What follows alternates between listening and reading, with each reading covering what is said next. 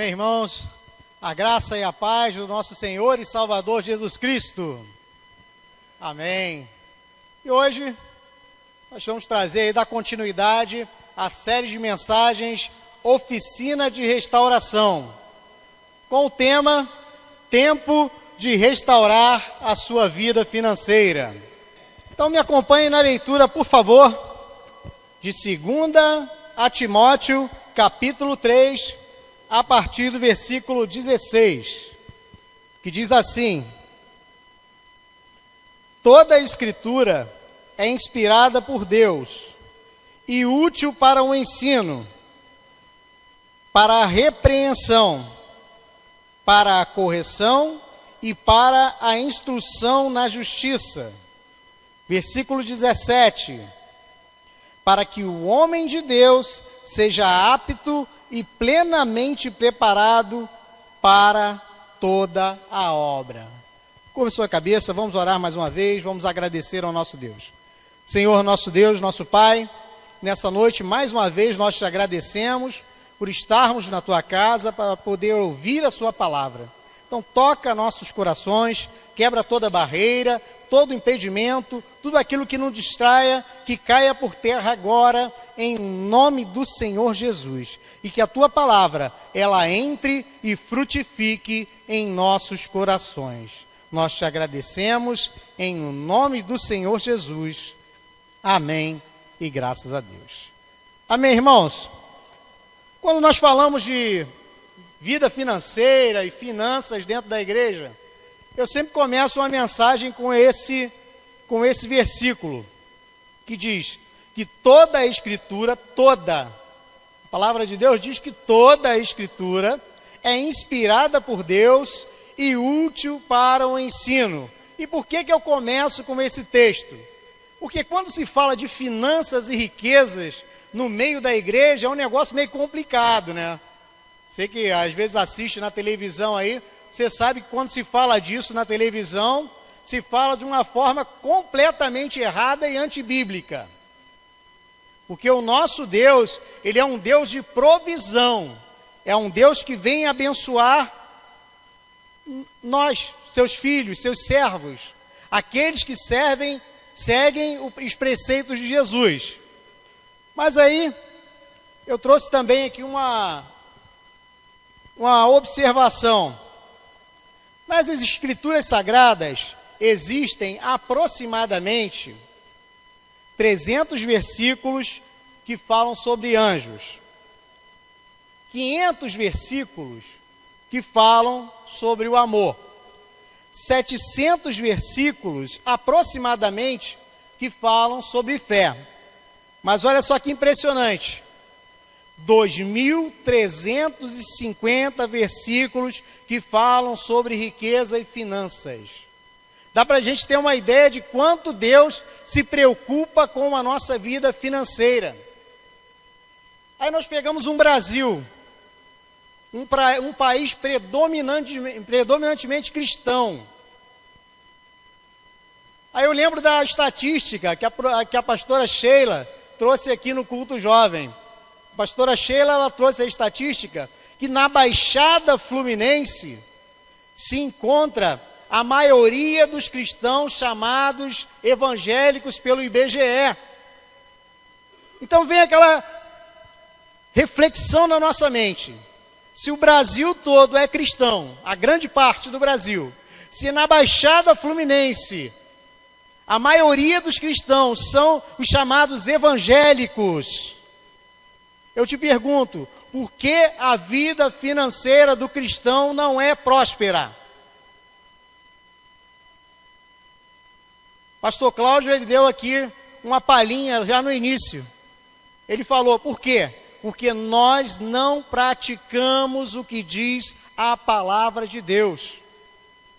Simplesmente assim, nós não praticamos o que diz a palavra de Deus. João, por favor, próximo slide.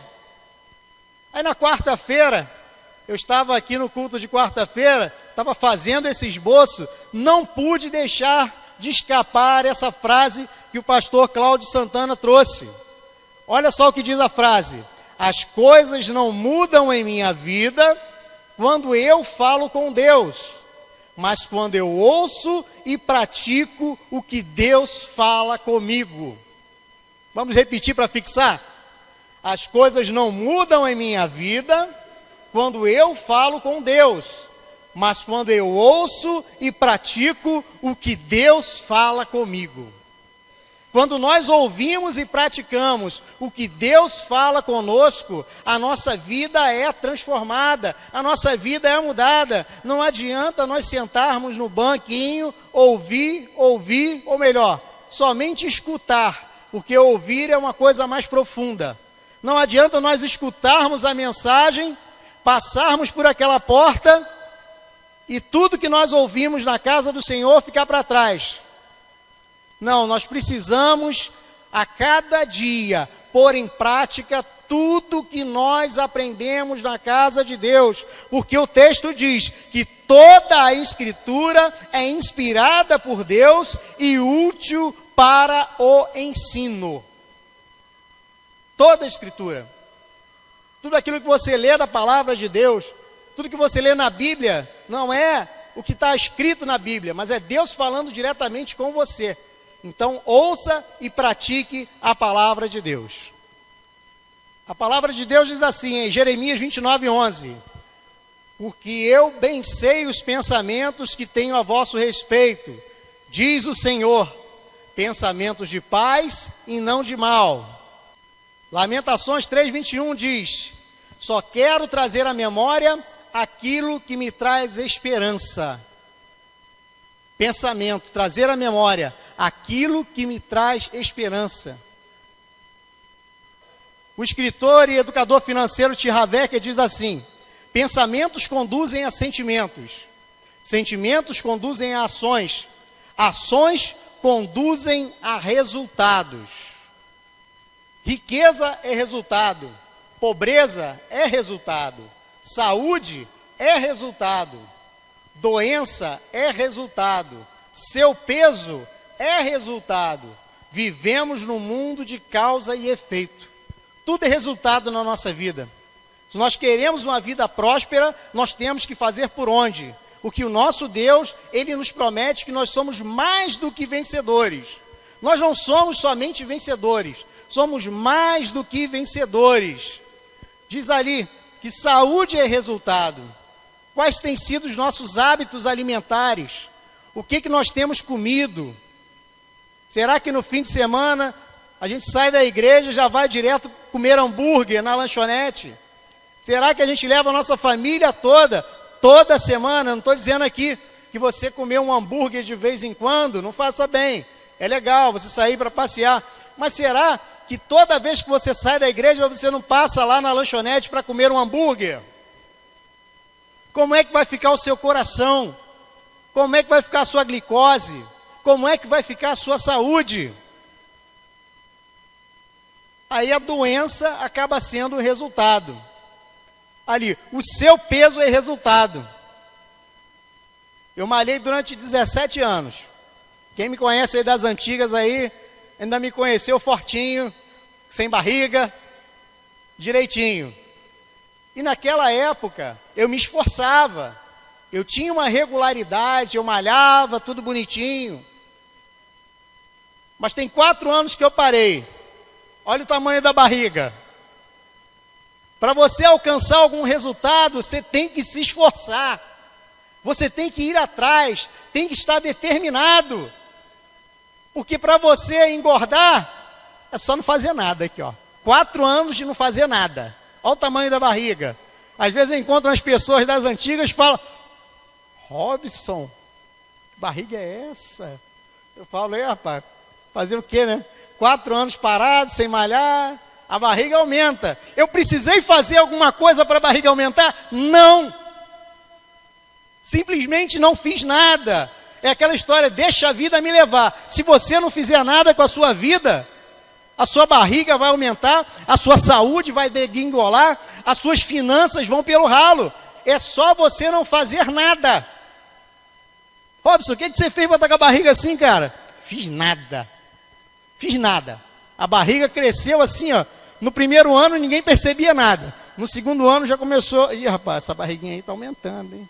Aí no terceiro ano eu encontrava as pessoas na rua, ih rapaz, agora enquanto ninguém nem fala nada, mesmo que eu estou barrigudo mesmo, as pessoas não falam nada. Por quê? Porque nós, para termos algum resultado, nós precisamos nos esforçar. Eu vou voltar para a academia, vocês vão acompanhar aí o meu emagrecimento, mas eu vou me dedicar para alcançar, para ficar assim que nem o pastor Cláudio Augusto, magrinho, que nem o pastor Cláudio Santana, magrinho, falando que vai participar de maratona. Quando ele falou isso, eu enfiei até a cara assim dentro da minha camisa, assim, falei, meu Deus do céu, eu tenho que procurar uma academia para emagrecer também, que o pastor Cláudio vai participar de uma maratona e eu estou com essa barriga toda aqui. Aqui os pastores eu vi que são todos no shape, né? Todo mundo shapeado ali, tudo magrinho, barriga tanquinho. Então não posso continuar com um barrigão desse. Próximo slide, por favor. Para restaurarmos nossa vida financeira, precisamos ter consciência da nossa autorresponsabilidade. Em Romanos 10,14 diz assim: portanto, você, porque julga o seu irmão e porque despreza o seu irmão, pois todos compareceremos diante do tribunal de Deus. Romanos 14,12, por favor.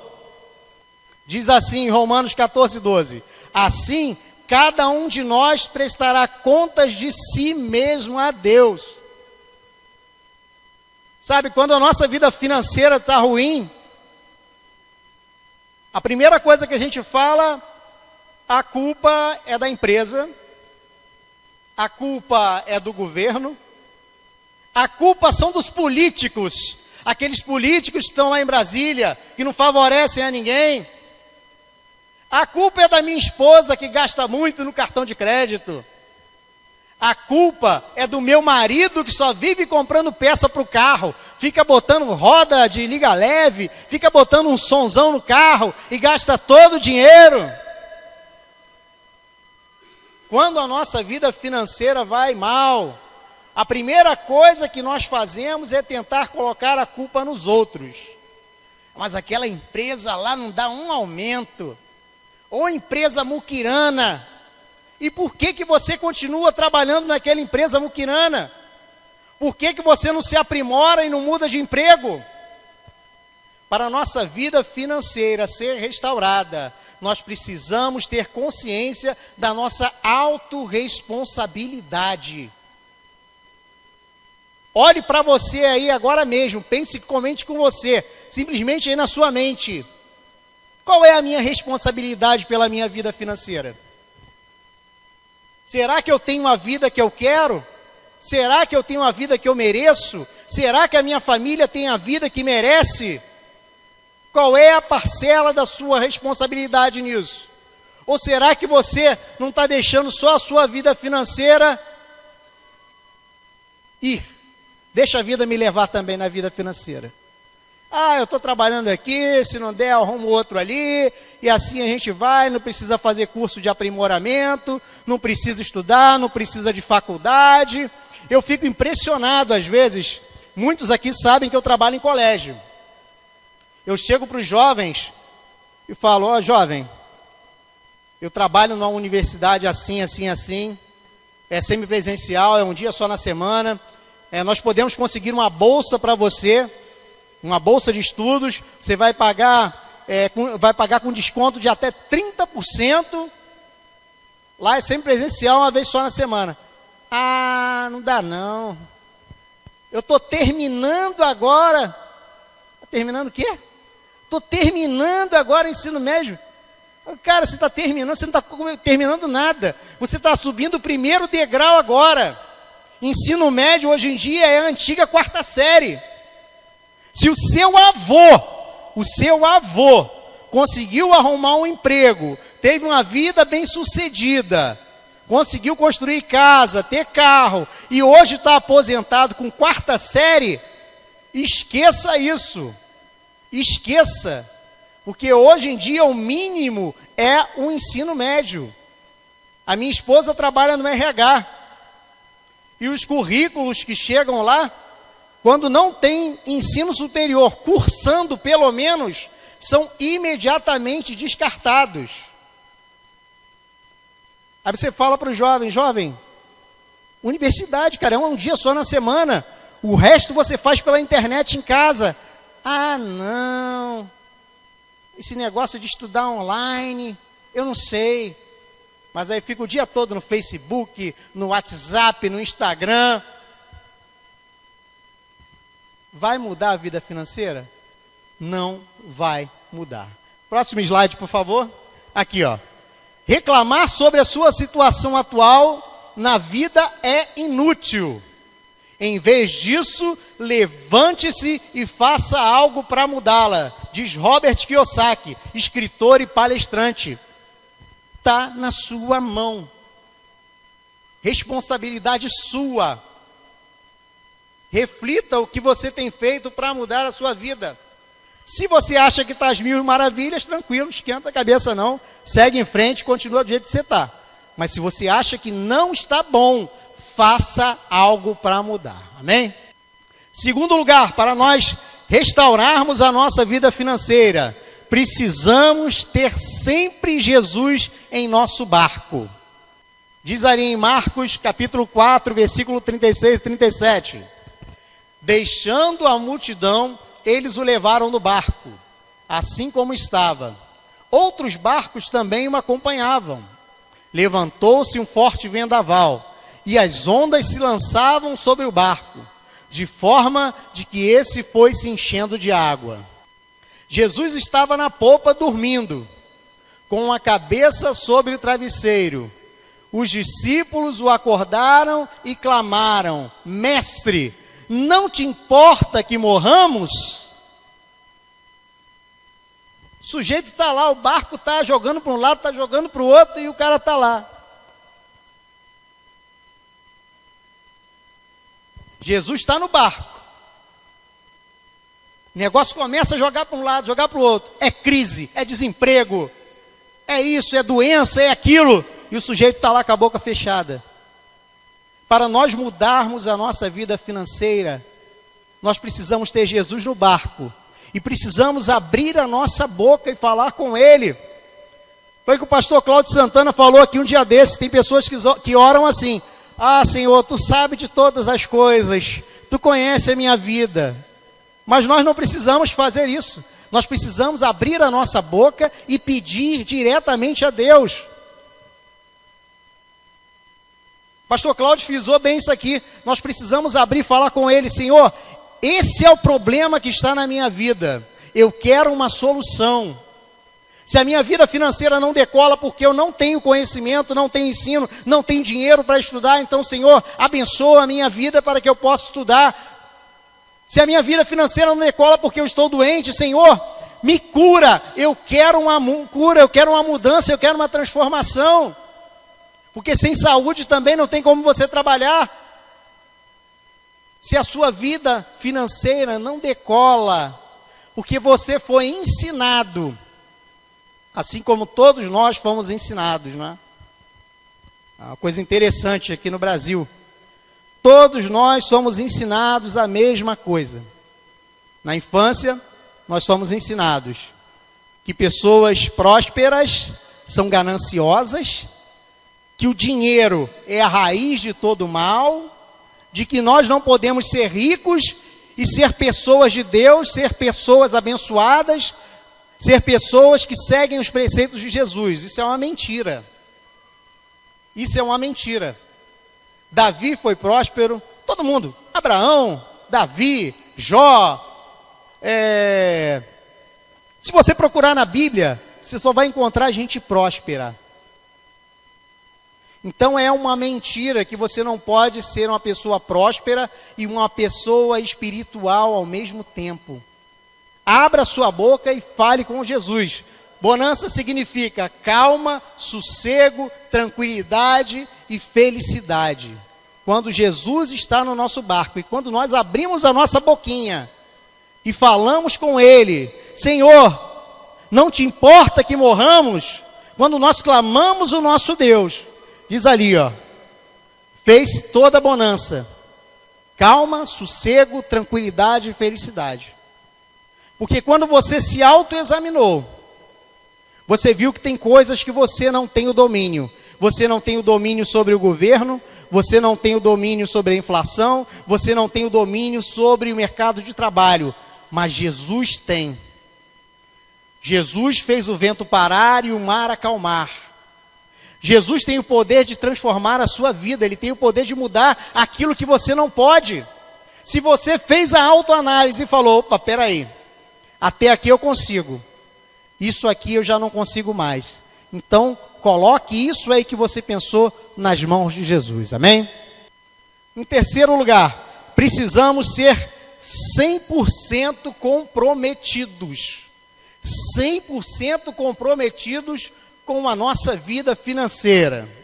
Diz ali em Números 30, versículo 2: quando um homem fizer um voto ao Senhor, ou um juramento, que o obrigar a algum compromisso, não poderá quebrar a sua palavra, mas terá que cumprir tudo o que disse. Mateus 5,37 diz: seja o seu sim, sim, e o seu não, não. O que passar disso vem do maligno. 100% de comprometimento. Chega em casa, fala, esposa, e os homens tem que ser o cabeça, né? Lá em casa, eu sou o cabeça. A esposa chegou esse dia para mim, amor, eu pesquisei aqui na internet, tem 3 móveis aqui para a gente comprar. Tem um primeiro, tem um segundo e tem um terceiro. Dá uma olhada aqui. Não, eu falei, não, amor, esquenta não, móvel para comprar, isso aí, eu não entendo de nada disso não. Você escolher aí, para mim tá bom. Aí ela olhou para mim, fechou a cara e falou assim, Robson, cabeça Robson. Aí eu peguei o celular, tá bom. Deixa eu ver aqui o primeiro. Não, esse primeiro aqui é porcaria. Aí eu olhei o segundo, o segundo aqui tá bom. O terceiro não. Aí, aqui, já achei aqui. Vai ser o segundo. Ela pegou o segundo. Mas eu gostei tanto do primeiro. Aí eu falei, então tá, compra o primeiro. Fico muito feliz por ter ajudado. E às vezes nós precisamos ter essa flexibilidade. Porque quando se fala em vida financeira, às vezes o casal não fala a mesma língua. Às vezes não estão no mesmo momento. Às vezes você está aqui ouvindo essa mensagem agora, o Espírito Santo fala ao seu coração, você entende alguma coisa, você entende que tem que mudar alguma coisa, mas talvez o seu esposo, a sua esposa, não entendem isso. Então o que precisa acontecer? Ter um acordo. E quando acontecer o seu acordo na sua casa, ou quem não tem esposo, tem esposa, tem pai, tem mãe, que também é um acordo que tem que fazer, que mora todo mundo na mesma casa, quando você fizer esse acordo, a sua palavra tem que ser sim, sim, não, não. O que passar disso é de procedência maligna. Eu tinha um conhecido que ele praticava a infidelidade financeira com a esposa. Infidelidade financeira? O que é isso, pastor? Nunca ouvi falar disso? O que ele fazia? Ele queria consertar o carro. Naquele dia que o pastor estava contando aqui sobre isso, eu estava rindo pra caramba, porque eu lembrei. Ele queria consertar o carro, mas sabia que a esposa ia reclamar. O que ele fazia? Pegava um outro conhecido nosso, comprava as coisas no cartão do outro conhecido, para quando chegasse a fatura não tivesse nada no cartão. E ele gastava aquele dinheiro no caixa 2. Infidelidade financeira. E às vezes tem muita mulher que faz isso também. Vai lá no salão de beleza, passa no cartão da amiga, faz aquela prancha, faz aquela chapinha, faz aquela marroquina, e passa no cartão da amiga, e o marido nem fica sabendo. Isso é infidelidade financeira. A palavra de Deus nos diz que quando nós queremos restaurar a nossa vida financeira, que nós colocamos Jesus no barco, a nossa palavra tem que ser sim, sim, Não. Amém? Ali, ó, isso é interessante. Quem desiste nunca vence. Só vence quem nunca desiste. Tua vida financeira está ruim? Você já desistiu? Ah, lá que esse negócio aí, daqui a pouco eu estou entrando pelo INSS mesmo, eu já vivi muito, agora não tem mais jeito. Tem jeito sim. Tem jeito sim. Em quarto lugar, precisamos ser extremamente disciplinados.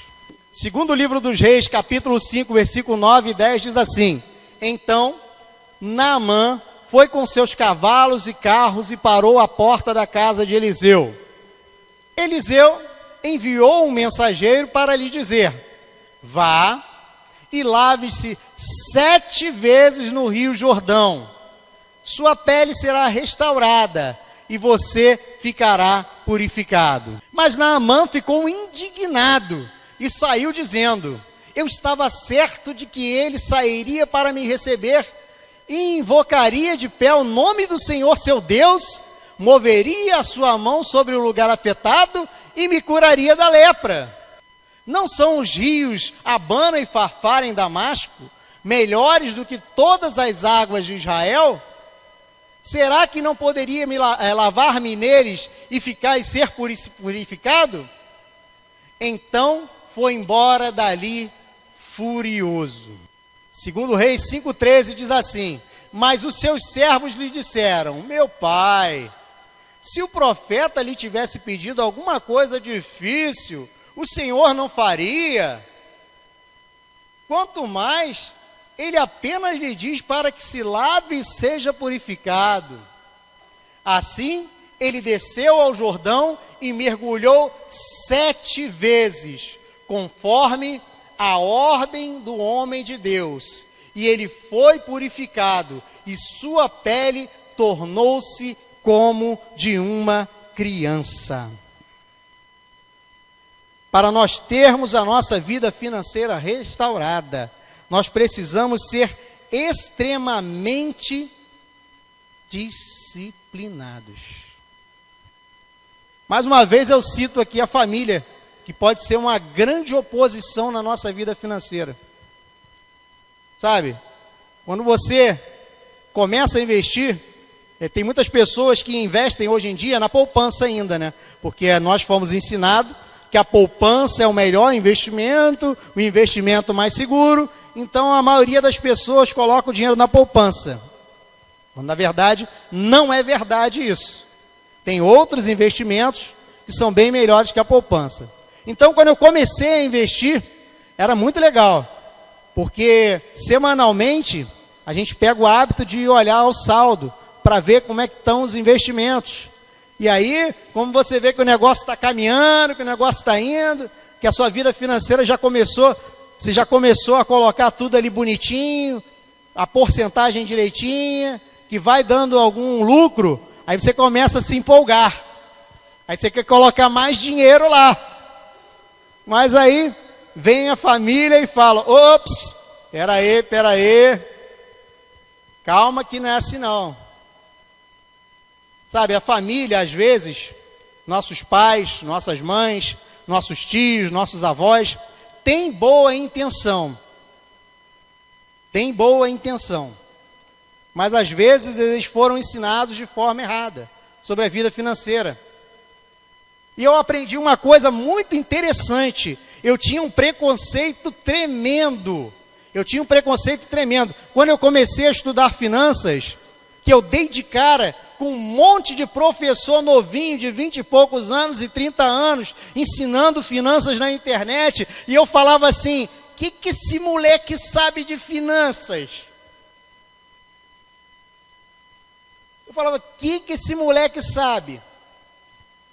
Mas de repente eu comecei a ouvir aqueles ensinamentos, comecei a aprender, comecei a praticar, e a minha vida financeira foi mudando, foi transformando. E às vezes nós que somos mais velhos, eu tenho mais de 40 já, a gente pode ter esse preconceito de achar que os jovens não sabem de nada. Mas hoje nós estamos saindo já da era da informação e passando para a era do conhecimento. Então abra a sua mente nesse momento e ouça o que às vezes um irmão mais jovem fala para você. Um ensinamento que um irmão tem para você. Que às vezes uma palavra daquela pode transformar a sua vida. Eu ouvi o que aquele jovem estava falando, eu prestei atenção, eu deixei o meu preconceito de lado e comecei a fazer exatamente como aquele jovem falava.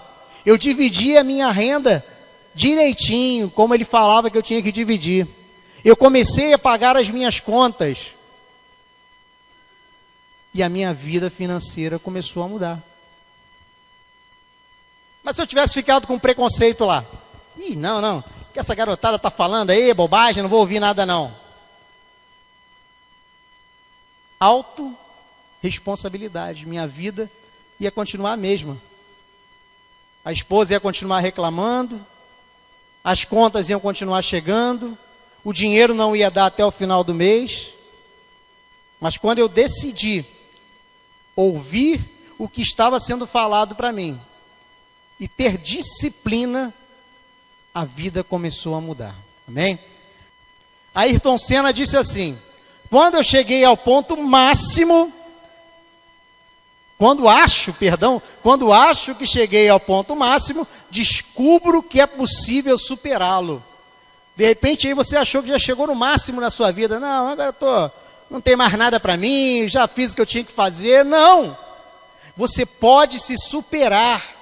Não importa a idade que você tenha, você pode se superar. Em quinto lugar, nós precisamos ter paciência para renovar a nossa vida financeira. Está quase terminando já, são só 5 pontos. Vou estourar muito tempo não. Gênesis 37, 2, na parte A diz assim: essa é a história da família de Jacó. Quando José tinha 17 anos, pastoreava os rebanhos com seus irmãos. Ouçam o sonho que tive, diz lá em Gênesis 37, 6 e 7. Ouçam o sonho que tive, disse-lhes: estávamos amarrando os feixes de trigo no campo, quando o meu feixe se levantou e ficou em pé, e os seus feixes se ajuntaram ao redor do meu e se curvaram diante dele. Seus irmãos lhe disseram: então você vai reinar sobre nós? Quer dizer que você vai governar sobre nós? Olha o preconceito de novo, né?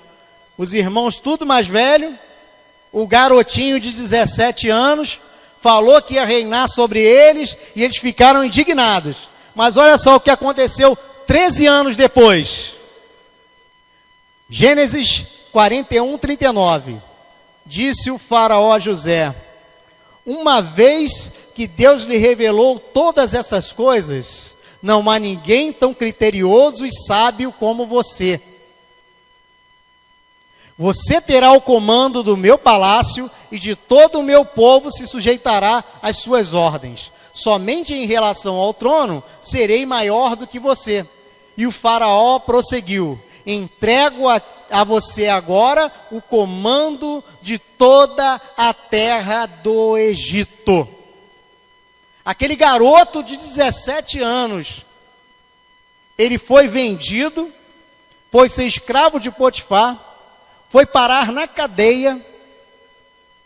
Lá, ele conheceu algumas pessoas, o copeiro e o padeiro. Ele interpretou os sonhos, e quando aqueles homens estavam lá na presença de Faraó, eles lembraram: Faraó, tem um garoto bom pra caramba que está preso lá, ele interpreta sonhos. Então Faraó mandou buscar o garoto. Ele chegou na presença de Faraó, interpretou os sonhos, e Faraó colocou José como todo governador do Egito. Mas foi de um dia para o outro? Foi de uma hora para outra? Não foi. Tudo leva tempo. É engraçado, né, que eu começo a falar sobre finanças, eu dou algumas palestras e já tenho alguns alunos, aí a pessoa chega logo para mim assim, professor Robson, deixa eu fazer uma pergunta? Pode fazer. O senhor não leva mal não, tá? Não tem problema não. O senhor tá rico? Eu falei, olha só, rapaz, deixa eu te explicar um negócio aqui, vem cá. Como eu falei na palestra, há pouco tempo atrás, eu era um endividado.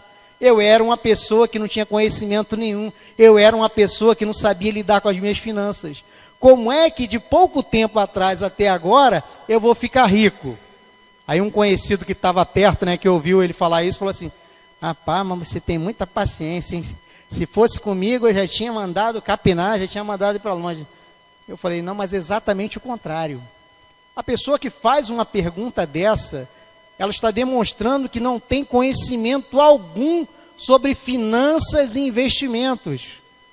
Porque quem começa a investir sabe que vai levar um tempo considerável até que você consiga resultados tremendos. Então não vale a pena. Não vou começar esse negócio não. Sei lá, se daqui a 5 anos eu estou vivo, se daqui a 10 anos eu estou vivo. Vai contar com a morte? A avó da minha esposa morreu com 91 anos. A minha mãe tem uma tia que está com 93 anos. 93 anos. E ela vai para a igreja ainda, hein? A igreja manda uma Kombi lá na porta dela, vai buscar e ela vai para a igreja. Vai contar com a morte? Vai achar que você vai morrer daqui a 5, 10 anos? Imagina só, José estava no cárcere. Imagina se ele conta com a morte. Vou falar nada não. Esses caras aí estão falando abobrinha, esse copeiro, esse padreiro aí, estão falando abobrinha, vou decifrar sonho, nada. Eu já estou em cana, vou arrumar confusão para o meu lado, não vou falar nada não. Ele ia ter ficado preso o resto da vida. Mas como ele tomou uma atitude, e nós precisamos tomar uma atitude também de mudar a nossa vida. Tome uma atitude nessa noite. Saia daqui hoje pensando no que você vai fazer para mudar a sua vida financeira. Nós somos servos do Deus do ouro e da prata. Aquele que dá toda a provisão, aquele que dá saúde para cada um de nós, aquele que nos guarda, que nos protege, que nos livra desse mundo tenebroso do qual nós vivemos. O Deus que nós servimos não é pouca coisa não. Sabe, às vezes nós acabamos tratando Deus como alguma coisa, uma força auxiliar. Não, Deus é o principal das nossas vidas. E Ele tem o poder para transformar cada um de nós. Só para nós encerrarmos, os slides finais, por favor. Ali, ó, que interessante. José foi vendido aos 17 anos, depois foi escravo de Potifar, foi prisioneiro do rei, foi governador de todo o Egito aos 30 anos. Vamos fazer a conta. José levou 13 anos até ser governador, 7 anos de fartura, e ainda mais 2 anos de seca, para que ele encontrasse seu pai novamente. Sabe, ele teve paciência, ele queria muito encontrar com o pai dele, mas ele teve paciência. Napoleão Hill diz assim: temo que a desculpa de que o mundo não dá uma chance seja muito comum. É provável que essa seja a causa da pobreza e dos fracassos. Em Provérbios 16:3 diz assim: consagre ao Senhor tudo o que você faz, e os seus planos serão bem-sucedidos. Coloca tudo na mão de Deus. Não vai só pelo que eu falei. O pastor Robson falou. Não. Pegue a Bíblia, estuda a Bíblia, leia a Bíblia e pratique a Bíblia. Você fazendo isso, colocando nas mãos de Deus, a nossa vida financeira, ela é restaurada em nome de Jesus. Amém. Amém, irmãos? Curva sua cabeça. Vamos orar. Vamos agradecer ao nosso Deus. Senhor, nosso Deus e nosso Pai, nessa noite, nós te agradecemos mais uma vez, porque o Senhor tem falado conosco. O Senhor tem falado aos nossos corações. Ó Pai, que cada um de nós que tem ouvido essa palavra, tome uma atitude de reflexão de si mesmo. Que Jesus esteja conosco em nosso barco a cada dia. E não somente isso, que nós possamos abrir a nossa boca e clamar ao nosso Deus. Ó Pai, que nós possamos estar 100% comprometidos, extremamente disciplinados, mas também, Senhor, que tenhamos paciência, porque sabemos que a nossa vida financeira, ela pode ter levado muitos anos para ser destruída, mas o Senhor pode reconstruí-la. Pai, então nós te agradecemos e te bendizemos, em nome de Jesus, amém, e graças a Deus.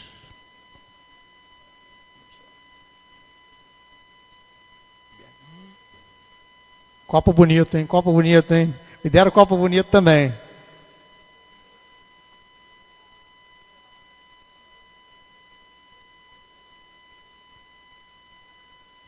Pessoal aqui sabe investir em coisa bonita, coisa que vale a pena, pastor Robson. Agradecemos a Deus pela vida do pastor Robson, pela mensagem que Deus tocou em seu coração e foi transmitida aos nossos corações nesta noite. Enquanto o Ministério Gilead se aproxima, e tenho certeza, se começarmos a colocar em prática tudo aquilo que ouvimos acerca da palavra de Deus, com certeza iremos crescer muito, em todos os sentidos. De repente você, puxa vida, eu perdi alguma coisa da mensagem, queria anotar, pode procurar o pastor Robson, que eu tenho certeza que ele não vai fazer nenhuma objeção em dar uma cópia, de repente, do esboço para você, em passar mais algum detalhe para você, tá ok? Deus abençoe a vida de vocês